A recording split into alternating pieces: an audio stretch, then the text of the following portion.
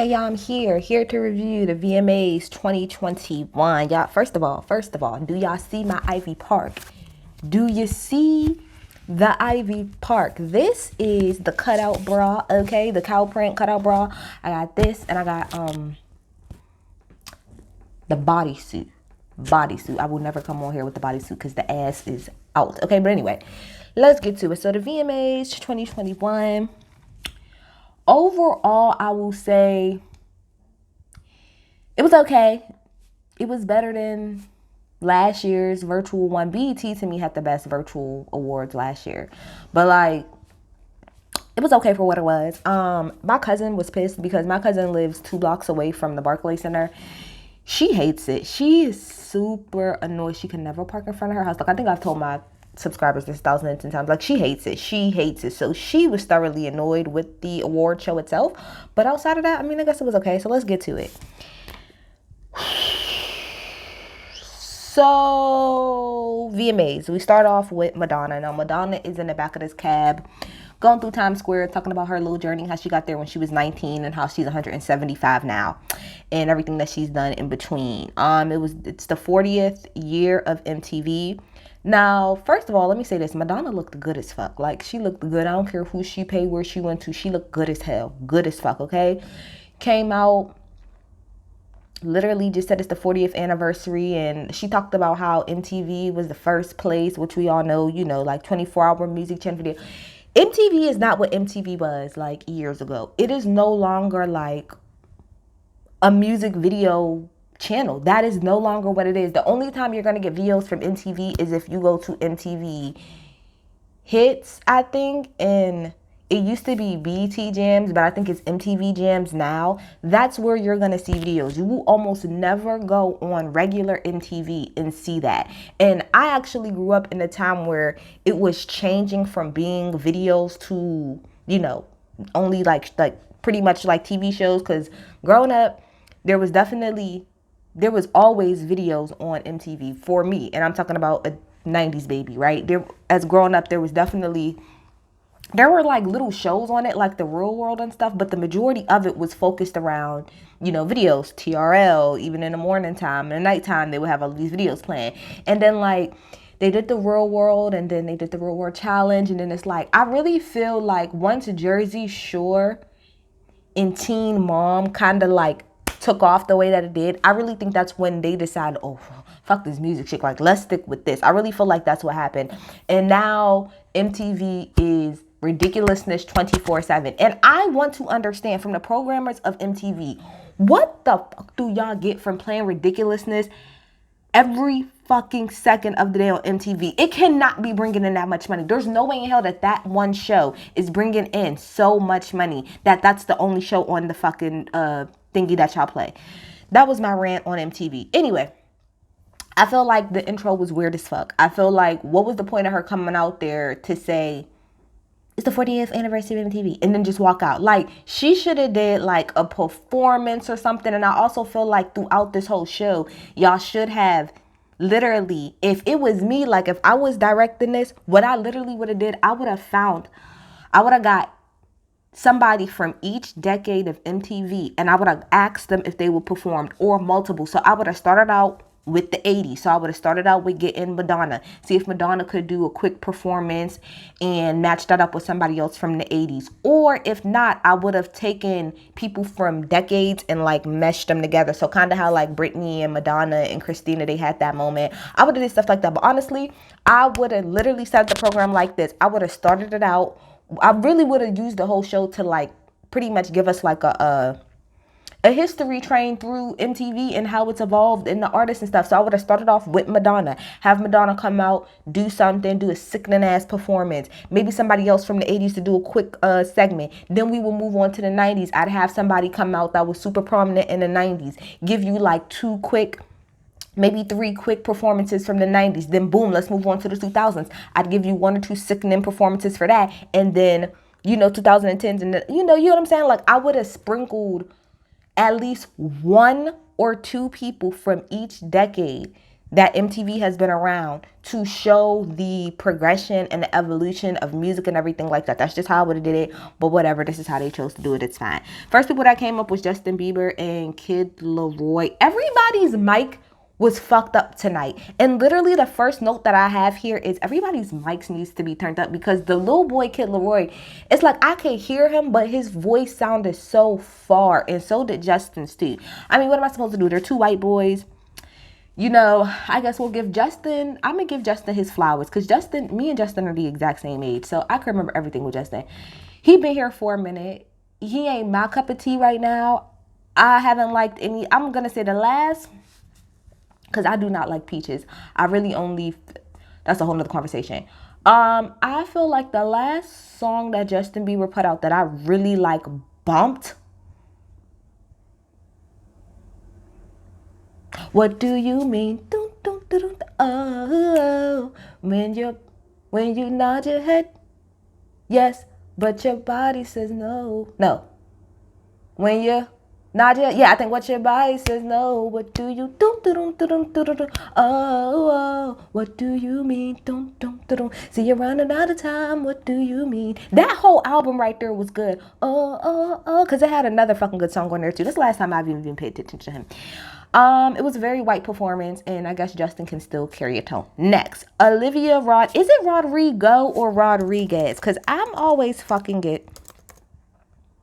Is it as or O? Is it Rodrigo? Bruh, I have to call Comcast today. No, that's it. Like, I'm really calling Comcast. For some reason, my freaking internet keeps bumping in and out, and I really need to understand why. Rodrigo, sorry, Olivia Rodrigo. Now, I think I talked about her before very quickly when I was going over like the list. I do not really know much about Olivia Rodrigo. I know that I don't know any of her songs like word for word or anything like that, but I do know that she's like a big deal. She's like a newer girl. She kind of popped out of nowhere. She got that song Driver's License, which I don't listen to and don't really know. But she did Good For You. I like the song. It gave me very much so angst teen Avril Lavigne. That's what it was giving me. The sound of it was giving me very much so Avril Lavigne. And I want to know, was that live or not? Because I couldn't tell. I couldn't tell if that was her voice or not. So y'all tell me in the comments if that was her voice. Doja was the host, okay? I feel like Doja, I mean, I guess she did all right. She wasn't, the thing about it is like, I don't know, the show was weird. It was like Doja was the host, but she kind of wasn't, because like the way they would transition sometimes from one person to the other is like somebody would perform, then a little robot noise would say, "Here comes Normani," and then it would just go to the next person. So I don't fucking know, but I guess she did fine. J-Lo came out looking good as fuck per usual. She did Song of the Year, which went to Olivia for Driver's License. I think I did say in my review of the nominees that I felt like if anybody will win, she would be one of the people. Then Hailey Bieber comes out and she introduces Casey Musgrave, and she said it was her first time on the VMA stage. Now I'm a little confused because I've heard of Casey Musgrave before, and like I looked her up and she's been out for quite some time. Like, I know that she's a country singer. Now, I don't really know her music, but I do know that she's a country singer. And I feel like she's been out for quite some time. So I find it a little weird that this is her. Because somebody who's a Casey Musgrave fan, can y'all explain to me, like, why y'all think that is, that she's been out? I don't want to say for a super long time, but I feel like she's been out for a decent amount and she's just now hitting the VMA stage. Is it because maybe country isn't as popular anymore? Like, y'all get in the comments, tell me. I felt like her set was really, really nice, and I felt like the voice was cool. I feel like the song that she sung is like a song that my boyfriend like. He like real like depressing ass fucking music. Anyway, 21 Pilots came on next, which it's crazy that 21 Pilots is still around and is still a thing, because they've been a thing since like I was in like middle school. So it was cool. Very stripped down performance. I love that they had and the black background singers. They sounded amazing. They looked amazing. Shout out to them. Best pop went to I Got My Peaches, Helen. Wait, I Get My Peaches from Georgia. Yeah. Yeah, that shit. Whatever, that song, okay? I was more so happy for Giveon. I'm so happy for him, because I really feel like if he wasn't on this song with Justin Bieber, they would not give Giveon his things. They would not. So Shout out to my boo Giveon. Then St. John. Okay, they had this weird ass thing, right? Where they had like this side extended play stage. So St. John was on one and Lotto was on the other. I was thoroughly annoyed because, first of all, St. John is not like. Now, I personally do not listen to his music, but I do know that he has a good fucking fan base. And I think, didn't he have a song, what that song Roses or something like that? Wasn't that like on like the top 10 in Billboard for like quite some time? Like, I don't understand why he couldn't just get a main stage. And the same thing with Lotto. I'm confused as to why it wasn't even so much that y'all put them to the side stage. It's the fact that y'all literally gave us 20 seconds of everybody's performance and then cut it off. That shit's so annoying. Y'all could have just gave them the fucking main stage. Lotto could have hit the main stage. That would have been fine. Whatever. 30 fucking seconds. Then Rita Ora came out and she introduced Ed Sheeran. He did his new song Shivers. The song was alright. I mean, I just love how Ed don't give a fuck. Ed comes any and everywhere. He's like this. You gonna take this black t-shirt. You gonna take these jeans. You gonna take these sneakers, probably from Walmart or Nike, and you gonna get this guitar. You gonna get the fuck out of my face. That's why I love Ed. Ed's not here for the flashiness of it all. He's here to do his music, sing, go home. Here for it. Then Billy Porter comes out, and I already knew he was introducing Lil Nas X. Now, I was like, come through marching band. I love that song. I love Industry Band. I told you long ago, I got one time for, nothing on, get you some. Tell him that the wait is over. I love that song. It's cute. It's a catchy ass song. I'm telling you. So he still did like the little prison theme and stuff. You know, Nas really cannot twerk. And he really is not the best dancer. But it's okay. It's okay because I still feel like he gives more effort and energy than the average rapper, pop person does. So I'm going to give him his 10s. And then I love Jack Harlow's verse. I love Jack Harlow's verse on this fucking song. I think it's amazing. And then at the very end, he did like the little shower scene. But of course, they have on clothes. And I think he did like Montero at the very end. I was like, come through. And I'm just sitting here looking at it like, it's crazy how far we have really come. Yes, people are still going to be on the internet and dragging him, but it's crazy that we're even in a place where like something like this could happen on TV. I'm like, bruh, anywhere else in the world, this shit would not be allowed to happen. And not only that, but it's crazy. We've really come a long way. And it's not even so much that it's allowed on TV or anything. It's just the fact that people are thoroughly embracing him. He has a lot of hate, but he has a lot of love. When he came out on that stage and started singing it, if you listen to the audience knew that song. It was going the fuck up. Go off, Lil Nas X. Love him. Okay, then Billie Eilish won for best, what is it, video for good. I think she won whatever, the best video for good, whatever it is. Okay, I don't know who this woman was who introduced her, but I'm gonna have to clock sis right here. Sis said, coming to the stage, let's give it up for the iconic. I said, ooh, who's coming? The legendary. I'm like, who do y'all got? Camila Cabello. Bitch, you got me hyped for absolutely no reason. Iconic and legend. Let's never put Camila Cabello in 2021, because I don't know what she'll do in the future, so we're gonna say for 2021. In 2021, let's never put Camila Cabello, legend and icon in the same sentence. Let's never do that again. That's what she's not. She has, I guess, for some people, a couple cute bops, but let's not do iconic or legend. That she's not. Sis hasn't even been out long enough to even claim any of that. I'm going to just say this about Camila, and it really has nothing to do with Normani. All facts. Before Fifth Harmony even broke up, I did not like Camila because I just felt like watching through the videos. And I'm going to tell you what video it is in particular. It's the, oh, damn it. It's the song with Fifth Harmony and Fetty Wap. Fuckity fuck. What is that song? It's the one where they're on the fucking beach. Hold on. I'm gonna get this right. It's the one where they're on the beach and it's the All in My Head. There we go. It's the All in My Head video. Sis just it was just too much dip on her chip in that video. Like the little scene with her, I was just the first time I seen it, I was just like, sis, you're giving me very much try too hard. You're giving me very much, I can't wait for this group is over so I can go solo. And then she did, go solo, which is fine. But outside of that, She just don't do nothing for me. I don't find Camilla's voice to be quite interesting. I don't find it to be that great. I don't find her songs to be that fucking catchy because she had that what? The Havana song. I thought it's okay, but like this performance similar to her career, I'm just not impressed. And I'm like, who the fuck am I? Of course, obviously to be impressed, but she just doesn't do anything for me. She doesn't pull my attention. She doesn't grab me. She doesn't give me anything show stopping. She gives me very, that was cute, I guess. So that's what she gave me. That was cute. Okay, her set was really nice. I liked her set. I thought the set was like really, really, really pretty. I thought that she was extremely, I'm talking about extremely fucking lazy when it came to the dancing, except the very end. Because literally, I lie to y'all not, as soon as I typed in my notes, lazy dancing, that's when she handed the mic over and started dancing. And then I put until the end. But that was just that for me. Then her little fake boyfriend, Shawn Mendes, came on. Not for me, so didn't care, didn't pay attention. Lotto, again, like I said, she did a 30-second performance. But what I will say is she got a new song. I think it's called Big Energy and a Sample and Fantasy. I will be listening to that. Thank you so much. Who else we had? Then we had Anita. I'm confused again.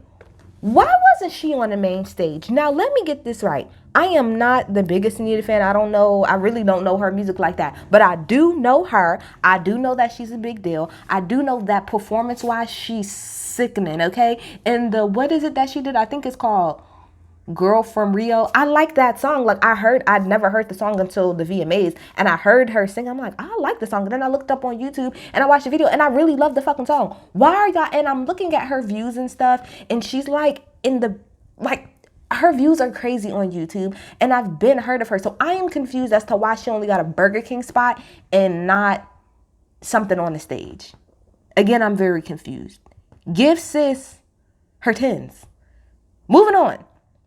Simone Biles Bay comes out and introduces Doja. Now Doja was giving me very much so Pink. I don't want to say that any and everybody who suspends from something is Pink, because that's not true, because people did that way before Pink. The only reason why I compare it to Pink is because if anybody's paid attention, that's the only thing. Once Pink did that, it was like became like the only thing that she did at every fucking award. Why do I always say award when I mean award ceremony? That's all Pink did. So it's giving me very much Flying in the High like Pink. And then I like how she came down, because I don't want to say I don't like, but I don't know that first song that she did, even though I love playing at her the album. I'm pretty sure it's on that, but I didn't really pay attention. But then she did my shit. I ain't got a man, but I want you. I ain't got a man, but I want you. And it's just nerves, it's just they make me think about someone new. That's my shit, okay? She came out, she did that. Love that. It was very contemporary dancing. She was giving me very much la la la la. So you think you can la la la la. So you think you can dance. The contemporary was her theme that week. That's what she was giving me. Here for it. Best artist was Justin. I don't know why. I don't feel like he deserved it, but it's fine. My bitch Haley. Haley, let me tell you something about Haley Bailey. About Haley Bailey. That bitch looked so fucking good. Her dress, like that white dress and her titty, it looked so good. And I love the fact that they had Haley announce Chloe, because we're not gonna do the divisiveness like y'all tried to do with Beyonce and Kelly and them. We're not gonna do that. That's my sister. I love her, and I want to put this out there for people who don't realize or don't know. The main reason Chloe even started doing her own stuff is because Haley was working out there across the damn pond, I believe in the UK, what the hell ever, working on The Little Mermaid. That's why. So she didn't have her sister for, I think, the first time ever next to her. And so she just started working on her own stuff, and it just kind of organically happened. It's not like Parkwood came together and said, "I like, we got to split y'all up." No, Haley literally just came back from filming The Little Mermaid, I think maybe like a couple weeks or maybe a month or so or two ago, not that long. So this whole time, Chloe was just sitting at home. What was she supposed to do? Sit on her hands and twiddle? No, sis wanted to work, so that's what the fuck she did. She got to work. So let's talk about Chloe, okay? First of all, the Have Mercy video is it. It's it. She's obviously a Beyonce Junior. Come on through, sis, okay? But, okay, so let's start off with the performance. Okay, so I like the beginning. First of all, Chloe and Halle are always going to give you a operatic vocal every single time. Go back and look at their performances. They love giving you like an operatic, very dramatic ass opening, always gonna give you vocals and a whole bunch of runs. She even did it in her Feeling Good performance. Always gonna give that, so love that. And then when she was like doing I was like, ooh, I could see it in her face, like she's really feeling it because she really screamed. She's here for it, okay? That instrumental to Have Mercy, I'ma need that instrumental because that shit was so fire. It was like very haunting, give me Halloween vibes. Love that instrumental, okay? Mike was on. I have this, mind you, this is all in. Look how excited I was, y'all. Everything is in capital letters. I was so excited. Mike was on. That's what I was really here for. She went. Oh, it's so obvious that she went to the school of Beyonce like I did. The mic was on. And pay attention. Sis knew when to sing. She knew when to stop. She knew it was all good. That breath control was on point. She knew that. That's like the number one thing I love about Beyonce and her performance. Beyonce knows how to give. Her breath control is top tier. She knows when to sing. She knows when to take a break. She knows when to come back. She knows when to ad-lib. That's what Chloe was doing. This is her first damn thing. Then she did her little dance breaks or whatever. And dance break was cute, and she did her little singing. Like I said, I think for Chloe's very first solo performance, I think it was really good. I do think that there are some things that she needs to work on. I think like timing, maybe as far as like the dancing is concerned, I think she needs to work a little bit more on the timing, a little bit more as far as like transitions and stuff. Because I thought that transition of the guy giving her back the mic, I thought that it was like, I got what they were trying to do, but it was like a weird transition. So I don't know, but I feel like for Chloe's first performance, for that to be her first solo performance and for her to do better than 95% of the people who was there, and a lot of them been fucking doing this shit, it says a lot. It says a lot. So was it perfect? No. Could it be worked on? Absolutely. But I think it was fucking amazing, and I'm so excited to see what Chloe can do. Chloe, and I know people, of course, people are going to compare her to Beyonce, obviously, and I know I called her Beyonce Jr. It's only because we see that obviously she studied and she's literally under the tutelage of Beyonce, but Chloe herself she's so fucking talented. Chloe can do stuff at her age that Beyonce could not do at her age. Chloe's a whole ass producer. She pretty much produced the entire Ungodly Hour album. And I'm pretty sure she's gonna do the same with hers. What a sickening fucking person. I love her so much. Best hip hop went to Travis. I thought that was a bullshit win, but Travis was the only person that's there, so that's fine. Then Sierra comes out looking amazing per usual, and she introduced Normani. Now, let me say this before I get into my critiques, because I know some people are not going to like what I have to say. Before I get into my critiques, I want to say this. I am critiquing Normani on a curve because I do understand and know that she was not originally set up and to do the VMAs, which what the fuck is the VMAs doing? How do you have the VMAs this year right now and not include Normani? That's stupid, makes no sense to me. But we literally on the internet had to rile up and get in a tizzy to get the VMAs to add her. So I get that she was added at the last minute, and that's all I'm gonna say about that. I felt like everything looked clean, like the set looked clean. I liked the very clean, just white screen, red screen, very clean. Her background, and again, this wasn't, I think, on Normani. It was just a mic thing, the whole thing. Her backgrounds needed to be longer. Okay, hold on, y'all. Okay, so anyway, sorry about that. My phone's about to die. So, yeah, like I said, I don't think this was necessarily her, but I feel like her background vocals, or the background vocals on the song, needed to be louder. I felt like she sounded amazing. The only complaint that I would have about it, to me personally, is, and this is her second VMA performance. And again, like I said, I'm not trying to be, I'm judging her on a curve. I'm gonna say this: if I would have not seen the Wild Side video, maybe the performance would have been a little bit better to me. But my whole thing with Normani is because she did this with the motivation too. I do think, like, for instance, and I'm sorry to keep going back to Beyonce, but it's the only person I can use. Like, for example, when Beyonce goes on tour, Beyonce always keeps in her diva choreography. So, diva is a female a version of a hustler, of a hustler, of a hustler. But that's because that's in a video and it's, you know, necessary and it's something that a lot of people like.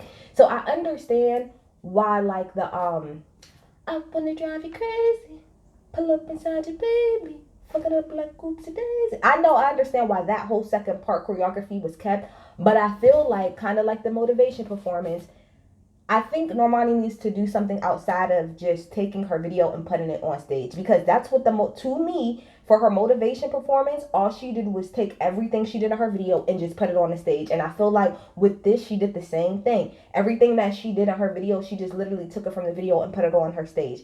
And I think that works for certain parts, but I do feel like for her stage performances, she needs to switch it up a little bit. Yes, still keep elements and stuff like that that's really popular from the video and that went viral and stuff, but I still feel like there should be other things that you're incorporating. Now, I know some people will be like, oh, well, she did do some different things. She sat on a little square when the people was around her. She brought Tiana out. That's another problem that I had.